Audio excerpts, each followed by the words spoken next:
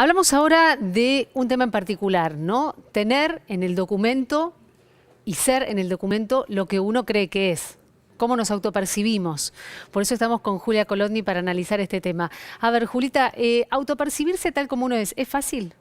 Bueno, la verdad que yo no lo he experimentado, con lo cual es difícil hablar desde ese lugar, pero vamos a hablar sí de lo que fue la historia de Luana, ¿no? La primera niña que consiguió su DNI, la primera niña en el mundo, la primera niña trans en conseguir que su DNI diga lo que ella es, ¿no? Vos decías recién, bueno, lo difícil que es que tu DNI o tu DNI como una presentación en Claro, sociedad, ¿no? formal. Represente lo que uno cree que es. Yo creo que iría un poco más allá y es represente lo que uno es, ¿no? Porque uno, en definitiva, es lo que cree que es, ¿no?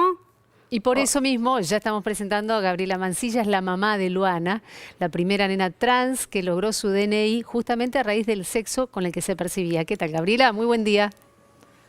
¿Qué tal? Buen día, ¿cómo les va?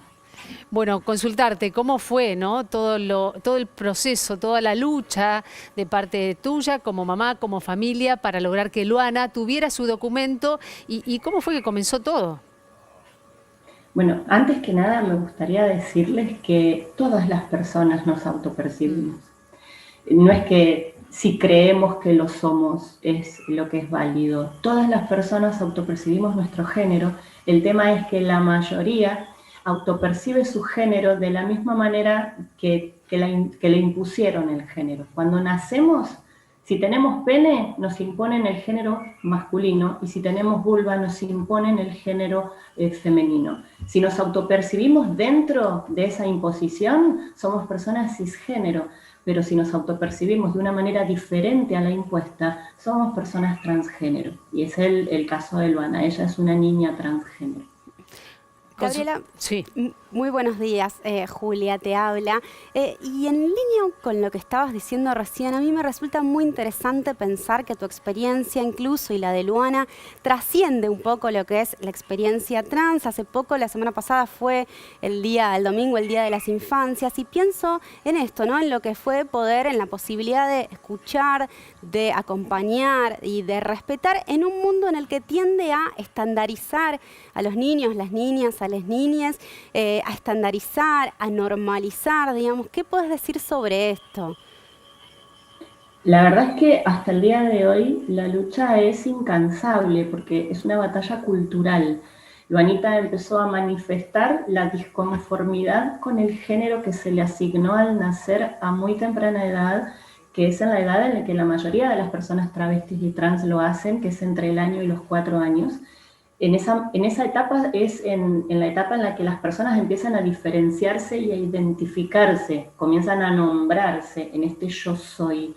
Y en aquella época, en el año 2009, no existía ni siquiera el marco legal de la ley de identidad de género, y haber escuchado a Luana, haberla acompañado, tiene que ver con un amor responsable, con un amor que se le negó a toda la comunidad travesti trans en otras épocas, y marcó un hito en la historia su documento, porque ya la ley se había aprobado, en el año 2012 se aprobó la ley de identidad de género, y inmediatamente fuimos a hacer el DNI, pero no porque ese DNI dijera que Luana a partir de ese DNI era Luana, sino porque con ese DNI teníamos que llevarla al médico, inscribirla en la escuela y tener una niña trans que tenía un documento que decía que era un varón, y bueno, de ahí se desataban un montón de violencias que ya no se podían resistir. Entonces fuimos a tramitar el DNI, nos lo negaron y nos llevó un año más, y recién en el año 2013 Luanita se convierte en la primera niña trans que en todo el mundo recibía este reconocimiento por parte de un Estado. Y de ahí no paramos más. La lucha es constante, la militancia por la visibilidad de estas niñeces y del acompañamiento desde todas las instituciones, porque no es solamente una niña que está dentro del hogar y nada más, abrazada por su familia y nada más. Luana va a la escuela, Luana sale a la sociedad, Luanita va al médico y necesita un acompañamiento que tenga obviamente una apertura para que se le respeten sus derechos.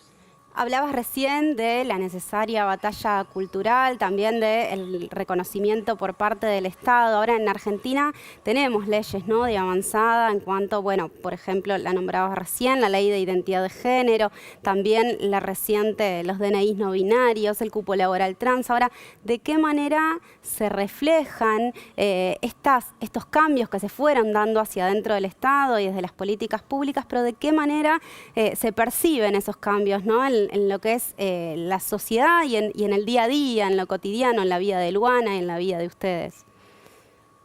Todavía falta mucho. Las leyes caen en letra muerta si no hay un verdadero conocimiento de parte de toda la sociedad. Mira, te voy a dar unos datos que hicimos desde la Asociación Civil Infancias Libres, que es una asociación que fundé en el año 2017. Acompañamos ya a más de 500 familias de niñeces y adolescencias travestis y trans, a partir obviamente del hito en la historia que fue el DNI de Luana. Pero más del 65% de las escuelas no conoce la ley de identidad de género. El 80% de los profesionales de la salud no saben cómo acompañar a una niñez travesti y trans. Entonces, dentro del marco legal podemos ir a exigir a las instituciones el respeto que corresponde para los derechos de nuestras niñeces, pero no se conoce, no hay una conciencia dentro de la sociedad, ni hay una formación para profesionales, ni una educación que acompañe esta mirada extrabinaria. No todo es rosa y celeste, no todo es ser nena, princesa y nene superhéroe. Hay un medio, hay una tercera baldosa simbólica donde separan estas niñeces que no está representada dentro del sistema educativo, por ejemplo. Entonces tampoco está legitimada en una sociedad que no puede ver más allá del ser varón y del ser mujer. Bueno, acá tenemos identidades extrabinarias, identidades no binarias, que no solo necesitan el reconocimiento del Estado en las leyes, sino que se tienen que volcar en políticas públicas, en capacitaciones, en información y en formación para que estos derechos sean efectivos.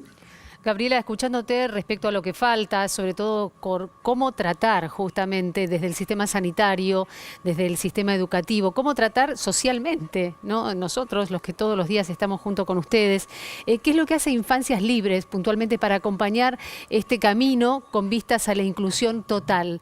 ¿Se pueden acercar a ustedes quiénes? Porque estamos hablando de Luana, que afortunadamente tiene una familia que la escuchó y que la acompaña, pero desafortunadamente lo habitual es lo contrario y seguimos hablando de muchos reclamos de muchos sectores que no tienen representatividad y que no encuentran justamente sus derechos plasmados en la sociedad.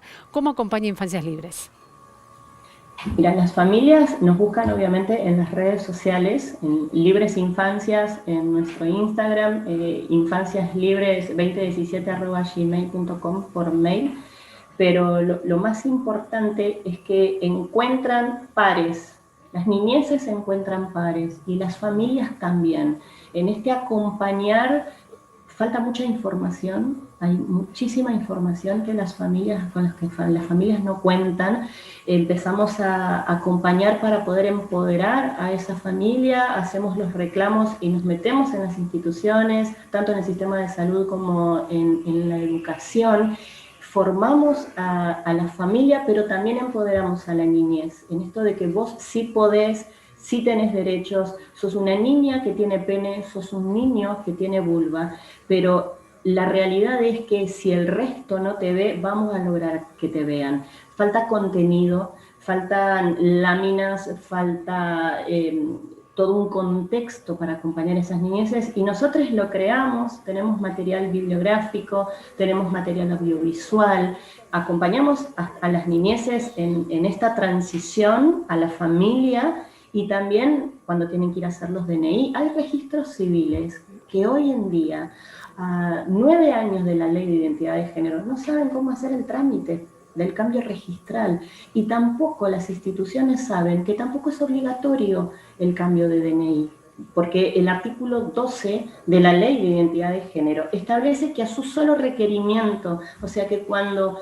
manifiesta la niñez su identidad de género y el nombre elegido se debe de respetar de inmediato. Entonces, todo ese proceso de desestructurar a la familia, hay una angustia que atraviesa a la familia entera, pero es por el no lugar que tienen estas niñeces dentro de la sociedad y en cada espacio donde se mueven. Y la violencia es constante, porque más allá de que no se respeten sus derechos, esto lleva a que exista una tasa de suicidio muy alta, que es del 40%, especialmente en adolescentes, por esto, ¿no? Por recibir tanta violencia. Y la comunidad travesti trans tiene una expectativa de vida de 35 años. Y esto no se ha movido por más de 2 décadas.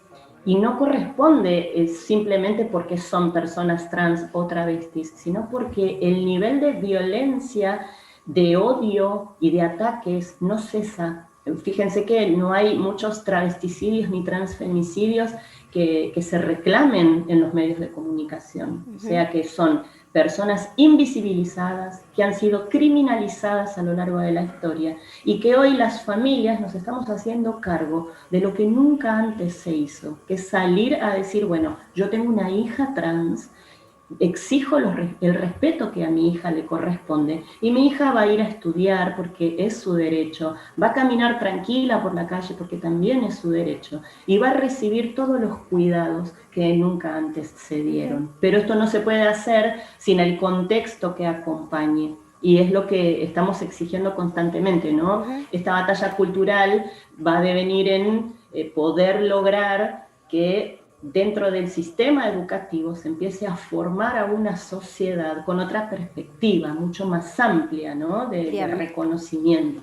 Gabriela, para ir cerrando, ya sabemos de tu libro, Yo Nena, Yo Princesa, sabemos que se ha transformado también en película. Preguntarte, bueno, sabemos que terminó la grabación, ¿cuándo se lanza la película? ¿Cuándo vamos a poder verla? La película Yo Nena, Yo Princesa creo que se va a estrenar para fines de septiembre en todos los cines del país. Es una adaptación cinematográfica del libro, de esta historia, está basada en hechos reales. El guionista y director es Federico Palazzo.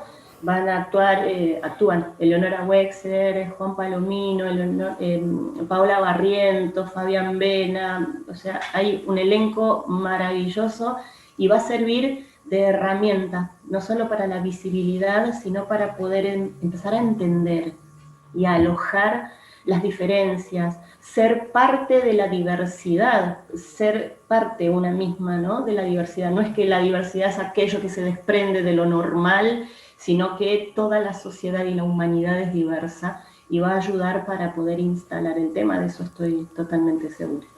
Gabriela, muchísimas gracias por este contacto, por esta entrevista con la televisión pública y gracias por tu fuerza, por tu perseverancia, que es la que hace posible que hoy estemos hablando de Luana y de muchas otras Luanas que seguramente a partir de la lucha que ustedes tienen con Infancias Libres van a poder finalmente tener su DNI y ser respetadas, ¿no? De eso estamos hablando, de los derechos.